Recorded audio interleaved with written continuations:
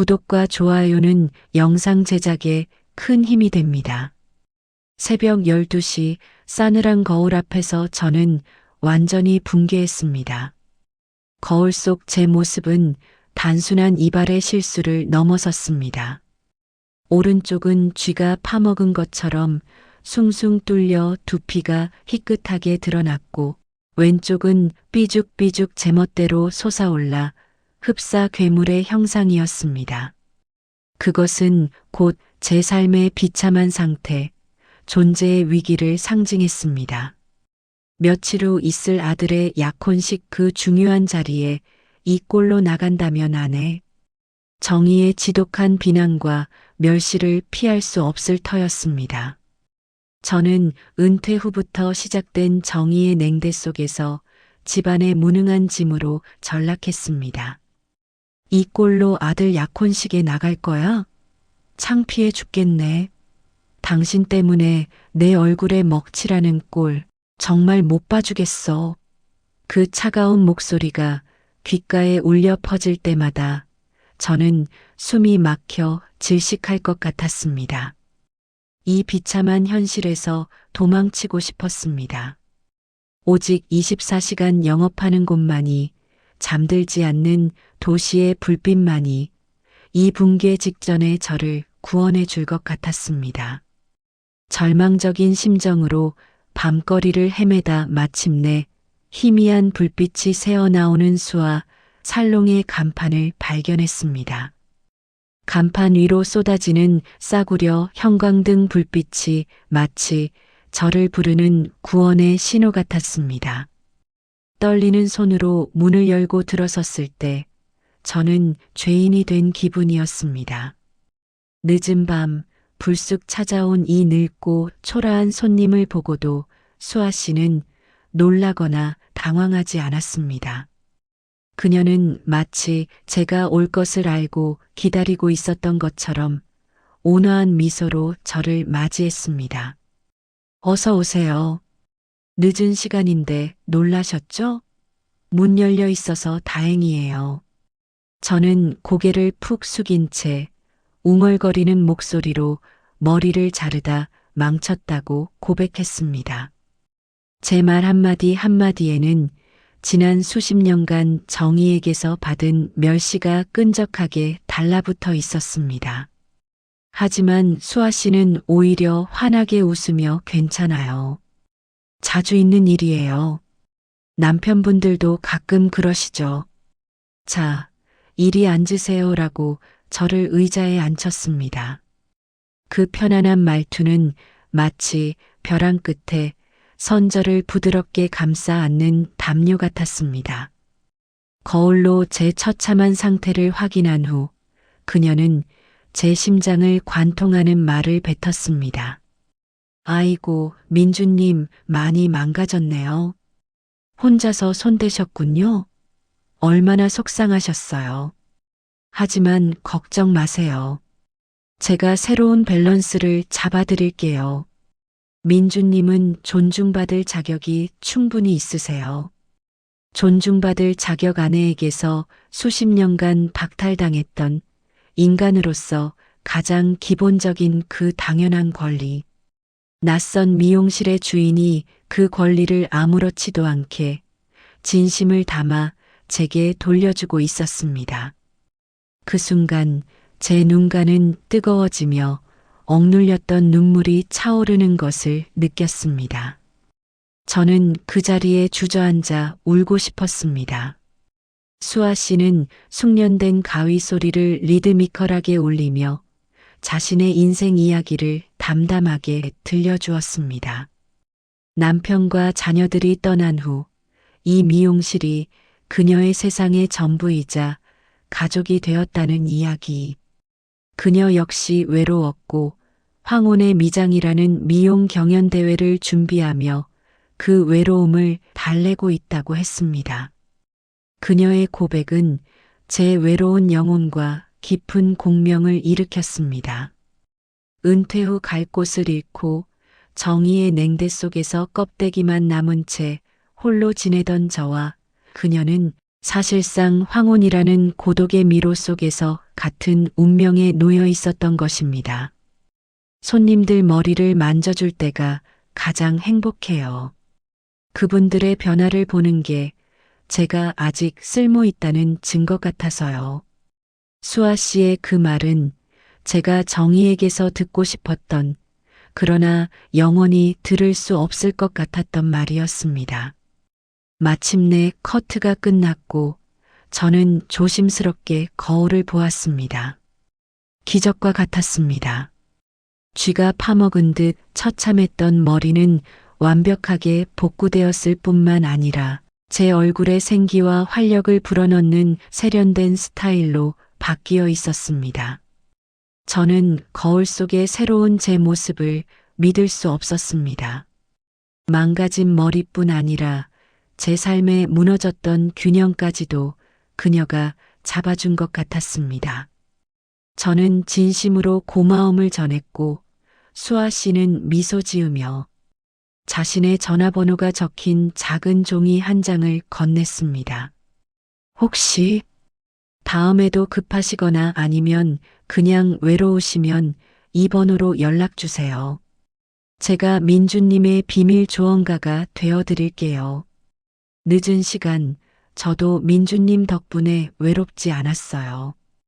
그 제안은 단순한 서비스가 아닌 저의 삶을 구원할 비상구였습니다.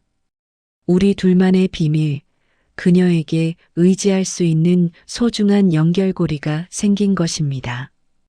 며칠 후 저는 망설임을 떨쳐내고 그녀에게 문자를 보냈습니다.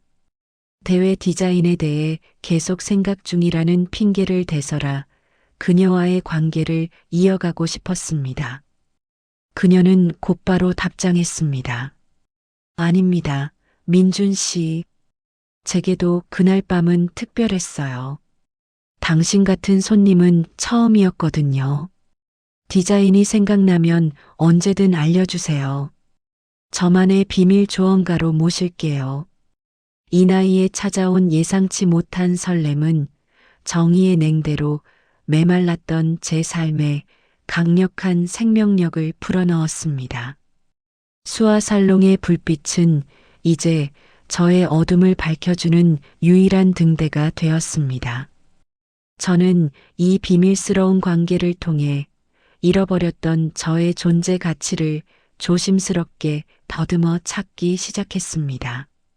저는 며칠 밤을 설렘 마음으로 뒤척인 후 비밀 조언가라는 핑계를 대고 다시 수아 살롱을 찾았습니다. 감사의 표시로 들고 간 따뜻한 커피를 건네자 수아 씨는 저를 진심으로 반가워했습니다. 그녀의 눈빛은 제가 정희에게서 늘 갈망했던, 그러나 한 번도 받아본 적 없는 순수한 환대였습니다. 저희는 자연스레 지난밤의 외로움과 황혼의 삶에 대한 이야기를 나누었고 서로의 외로운 삶에 깊이 공감하며 관계는 더욱 가까워졌습니다. 그때 갑자기 살롱 안의 전기가 퍽 소리와 함께 꺼졌습니다. 굉음과 함께 희미했던 살롱 안이 완전히 암흑으로 변했습니다. 수아 씨는 비명을 지르며 망연자실했습니다. 어떡해요, 민주님. 제가 대회 준비 장비들을 너무 많이 연결해서 전기가 과부하된 것 같아요. 큰일 났어요. 대회도 코앞인데. 그녀의 목소리에는 자책과 절망감이 가득했습니다. 하지만 저는 달랐습니다. 30년간 대형 공장의 설비 관리를 해왔던 저는 이 상황에서 제가 무언가를 할 수 있다는 사실에 묘한 활력을 느꼈습니다. 정의에게 무능한 짐 취급만 당하며 무력했던 저의 존재가 이 순간 수아 씨에게는 절실히 필요한 존재가 된 것입니다. 저는 즉시 팔을 걷어붙였고 그녀를 안심시키며 말했습니다. 걱정 마세요, 수아 씨. 이 정도는 제가 늘 하던 일입니다. 제가 배선반을 점검하고 합선된 부분을 찾아낼게요. 놀라지 마세요. 저는 어둠 속에서 침착하게 배선 문제를 해결하기 시작했습니다. 젖은 장비들을 발견하고는 이것들을 완벽하게 건조시키지 않으면 더 큰 문제가 생길 수 있다고 설명했습니다. 장비 건조는 시간이 걸리는 일입니다. 수아 씨, 제가 매일 밤에 와서 건조시켜주고 다시 조립해 드릴게요. 내일 당장 오겠습니다. 수아 씨는 제 결단력 있고 헌신적인 모습에 눈가가 촉촉해졌습니다. 민준 씨, 정말 고마워요. 어떻게 이렇게 척척 해결하실 수가 있죠? 당신은 정말 제게 구세주 같아요. 이 말은 정의의 비난 속에 쪼그라들었던 저의 자존감을 한순간에 일으켜 세웠습니다. 좁고 어두운 창고에서 함께 작업하며 우리는 더욱 깊은 유대감을 형성했습니다. 저는 땀을 흘리며 전기 배선을 다듬었고 그녀는 제가 작업하는 동안 따뜻한 차를 건네며 진심을 털어놓았습니다. 남편이 있었더라도 아마 저를 도우려기보다는 왜 제대로 관리 못하냐고 짜증부터 냈을 거예요. 민준 씨는 정말 따뜻하고 헌신적인 사람이에요. 제가 너무 의지하게 될까봐 겁날 정도예요. 그녀의 말은 제가 수십 년간 정의의 냉대 속에서 참아왔던 외로움을 녹였습니다. 아내에게 그저 쓸데없는 짐일 뿐이었던 제가 수아 씨에게는 쓸모 있는 존재이자 소중한 사람이 된 것입니다. 저는 솔직하게 고백했습니다. 제 입에서 나오는 말들은 그동안 가슴속에 묻어두었던 슬픔과 외로움 그 자체였습니다. 저도 수아 씨 옆에서 제가 누군가에게 쓸모 있는 존재라는 걸 다시 깨닫습니다. 집에서는 아내에게 그저 짐일 뿐이거든요. 아무도 저를 필요로 하지 않아요. 수아 씨는 제 작업을 멈추게 하고 제 손을 잡으며 단호하게 말했습니다.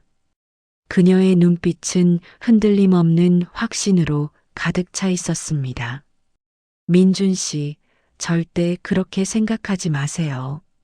당신은 누군가에게 반드시 필요한 사람이에요. 저에게는 정말 소중한 사람이에요. 저를 위해 그리고 당신 자신을 위해 이 말을 믿으세요.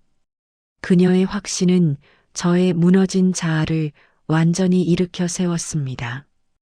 저는 그녀에게 헌신하기로 결심했습니다. 그녀를 돕는 것이 제 삶의 유일한 이유, 유일한 기쁨이 되었습니다. 저는 매일 밤 정의에게 들키지 않기 위해 은밀하게 살롱을 찾아가 장비 건조와 설비 보수를 도왔습니다. 그녀와의 문자 대화는 아내의 냉대와 비난 속에서 저를 지탱하는 유일한 버팀목이었습니다. 아내 정의는 제가 늦게 들어오면 어김없이 또 그 싸구려 미용실 가서 돈이나 쓰고 왔지? 창피하게 왜 그래? 당신 꼴을 좀 봐라고 비꼬았습니다. 하지만 이제 저는 괜찮았습니다. 수아 씨의 따뜻함이 저를 지탱해 주었기 때문입니다. 그녀는 제가 이 세상에 꼭 필요한 사람이라고 말해 주었고, 저는 그녀의 비밀 조언가이자 든든한 조력자로서 제 역할을 다하며 잃어버렸던 삶의 의미와 잊었던 남자로서의 자존감을 되찾아갔습니다. 수아 살롱의 은은한 불빛 아래 저희의 금지된 연대는 더욱 깊고 단단하게 맺어지고 있었습니다. 마침내 황혼의 미장 경연대회 날이 밝았습니다. 저는 객석 가장 구석진 곳에 앉아 숨죽이며 수아 씨를 응원했습니다. 무대 위에서 그녀의 열정은 황혼을 밝히는 빛과 같았습니다. 그녀의 능숙한 가위질과 카리스마는 제게 새로운 생명을 불어넣는 마법과 같았습니다. 저는 그녀의 존재 자체가 제 메마른 삶에 기적을 일으키고 있음을 온몸으로 느꼈습니다. 대회가 끝난 후 저희는 조용하고 한적한 카페에서 만났습니다. 테이블 위에는 아슬아슬한 공기, 미묘한 긴장감이 감돌았습니다. 그녀는 제가 객석에 있는 것을 보고 힘이 났다고 고백했고, 다음 디자인에 제가 냈던 설비 아이디어를 응용한 구조적인 아름다움을 넣었다고 수줍게 말했습니다. 커피잔을 들다 우리의 손이 닿았습니다. 그 촉감은 단순히 우연이라고 치부하기엔 너무나도 강렬했습니다. 순식간에 두 사람 사이의 모든 공기가 멈춘 듯 했고, 우리는 서로의 눈빛 속에서 깊은 감정의 그림자를 읽었습니다. 수아 씨는 침묵을 깨고 조용히 물었습니다. 민주님, 우리 둘 다 알고 있죠? 이 감정이 단순한 호의는 아니라는 거. 저는 고개를 숙였습니다. 유부남이라는 현실. 아내 정의와의 껍데기만 남은 결혼 생활. 이 모든 것이 우리 사이에 놓인 금지된 장벽이었습니다. 저는 용기가 없었습니다. 그녀를 파멸시키고 싶지 않았습니다. 결국 우리는 이 감정을 억누르고 좋은 친구이자 든든한 조력자로 지내기로 합의했습니다. 가슴이 찢어지는 듯한 고통이었지만 이것이 최선이라고 스스로를 다독였습니다. 하지만 그녀는 제가 힘들거나 외로우면 언제든 연락하라며 자신의 약속을 다시 한번 확인시켜 주었습니다. 민주님, 제 번호는 언제든 열려 있어요. 절대 혼자 짊어지지 마세요. 며칠 뒤 저는 집에 있는 별채에서 배관 점검을 하던 중 발을 헛디뎌 발목을 심하게 다쳤습니다. 날카로운 파열음과 함께 온몸에 끔찍한 고통이 몰려왔습니다. 저는 눈물조차 나오지 않는 고통 속에서 가장 먼저 아내 정희에게 전화를 걸었습니다. 정희야, 나 발목이 부러진 것 같아. 별채에 있어. 빨리 와줘. 그러나 그녀는 중요한 모임 중이라며 제 말을 제대로 듣지도 않고 전화를 일방적으로 끊어버렸습니다. 아, 나 바빠. 이따가 병원 가든지 해. 시끄러워. 철저한 외면. 저는 절망에 빠졌습니다. 이 넓고 화려한 집에서 저는 피를 흘리며 철저히 혼자였습니다. 아무도 저의 생사를 알지 못할 거라는 공포가 저를 덮쳤습니다. 심장은 쿵쾅거렸고 땀과 눈물이 뒤섞였습니다.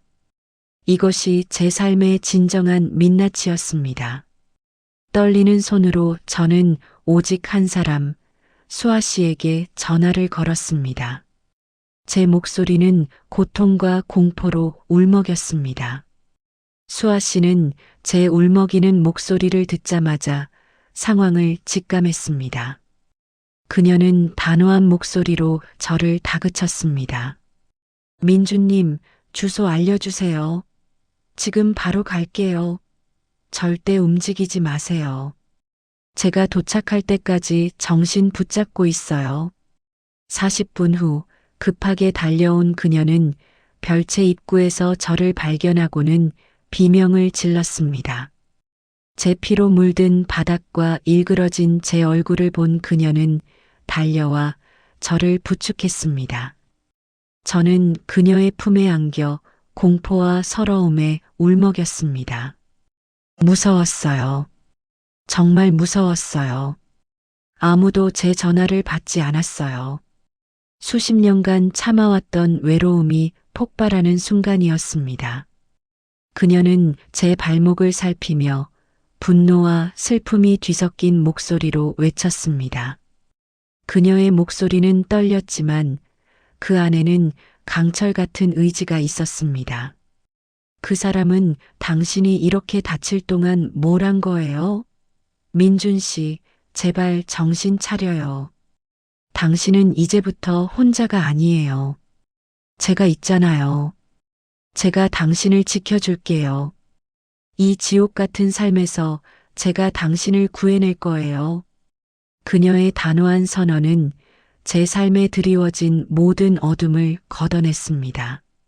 저는 그녀 덕분에 살았다는 것을 깨달았고 그녀의 품에 안겨 진심으로 고마움과 함께 금지된 사랑을 느꼈습니다.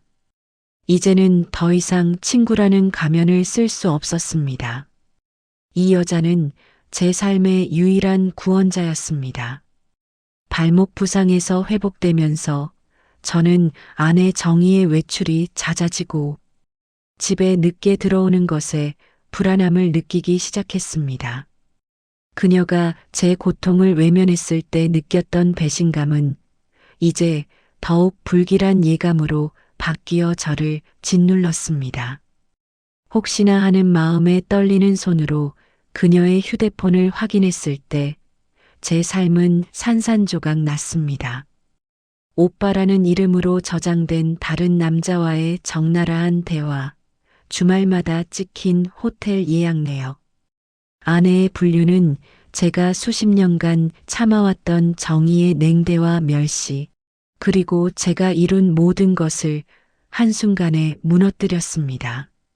저는 더 이상 혼자 버틸 수 없었습니다. 지체할 수 없었습니다. 저는 곧바로 수아 씨에게 전화해 긴급 커트 예약을 부탁하며 살롱으로 달려갔습니다. 저는 그녀의 존재가, 그녀의 단호한 목소리가 절실했습니다. 수아 씨는 제 불안하고 창백한 모습을 보자마자 모든 것을 털어놓으라며 저를 진정시켰습니다. 저는 눈물을 쏟으며 정희의 휴대폰에서 본 모든 것을 그녀에게 보여주었습니다. 수아 씨는 충격을 받았지만 이내 그 충격을 단호한 지지로 바꾸었습니다. 민준 씨, 고개 들어요. 저 좀 봐요. 당신은 지난 수십 년간 충분히 고통받았어요. 이제는 당신의 삶을 찾으세요. 당신은 정말 소중한 사람이에요. 그런 대접을 받을 필요 없어요. 이혼하세요. 제가 당신의 새로운 삶을 응원할게요. 당신 곁에 제가 있잖아요. 그녀의 단호한 지지와 확신은 제게 잃었던 자존감의 마지막 조각을 다시 세워주었습니다. 두려움에 떨며 망설이는 저에게 그녀는 따뜻한 손으로 눈물을 닦아주며 제가 옆에 있잖아요. 절대 혼자 두지 않을게요라고 약속했습니다.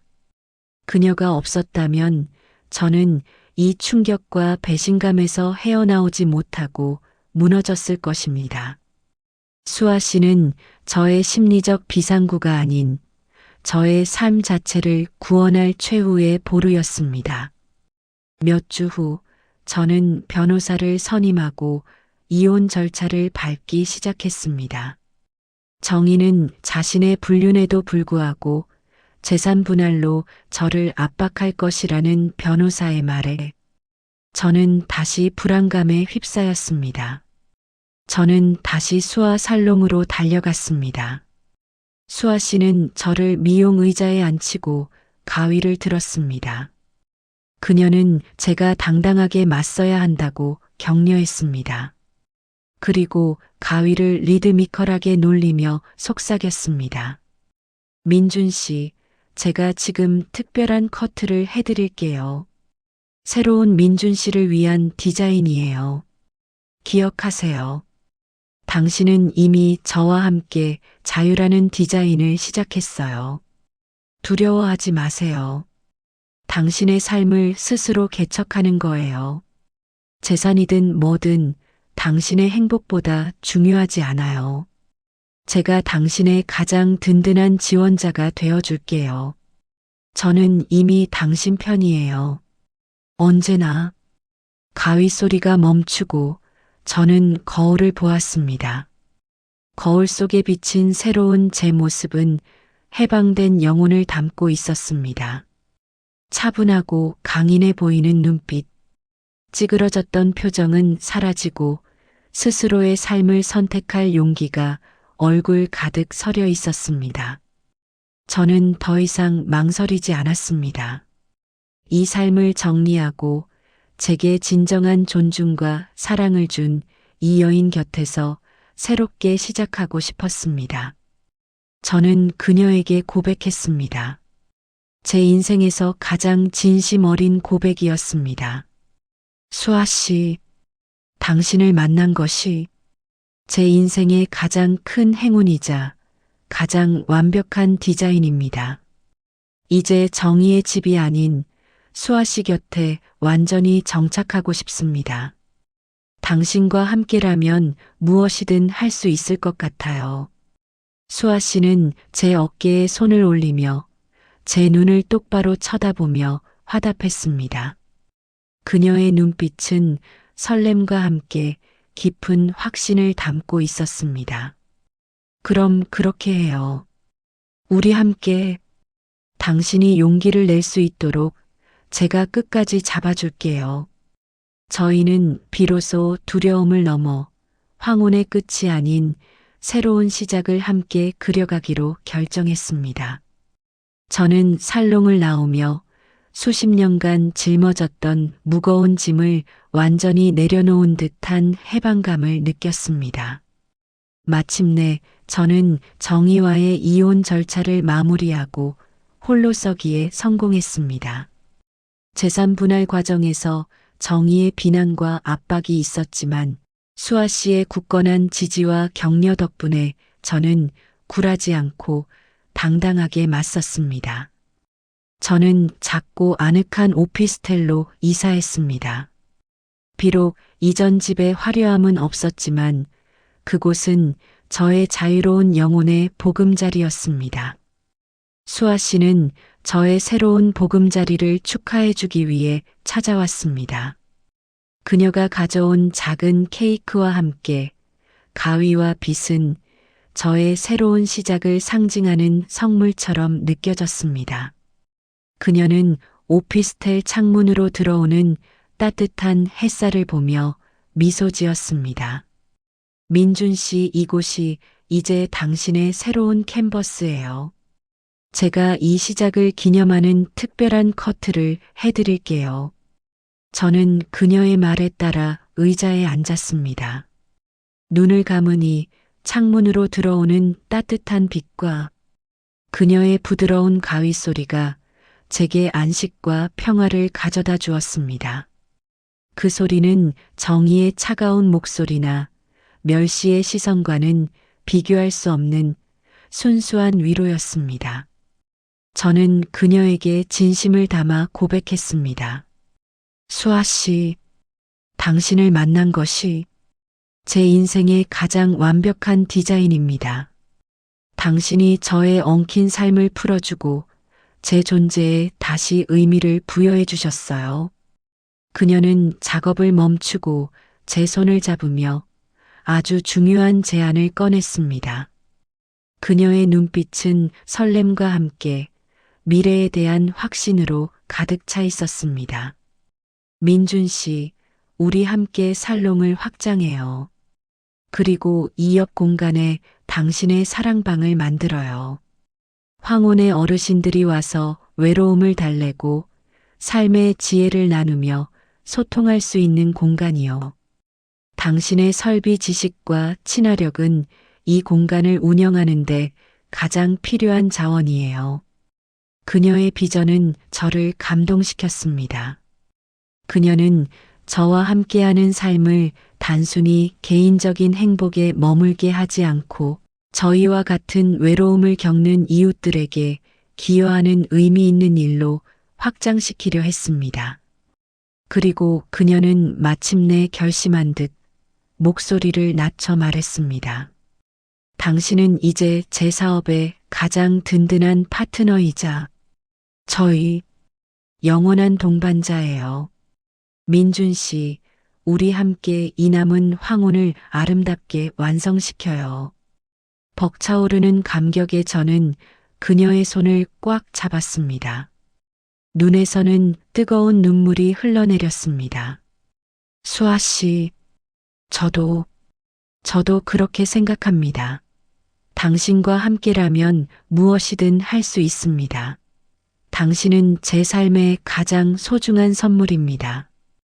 저희는 비로소 두려움과 망설임을 완전히 떨쳐내고 정식으로 황혼의 동반자로 함께하기로 약속했습니다. 수아 씨는 제 귓가에 속삭였습니다. 민준 씨, 나이는 정말 숫자에 불과해요. 우리의 새로운 시작, 우리만의 아름다운 커트라인을 함께 만들어가요.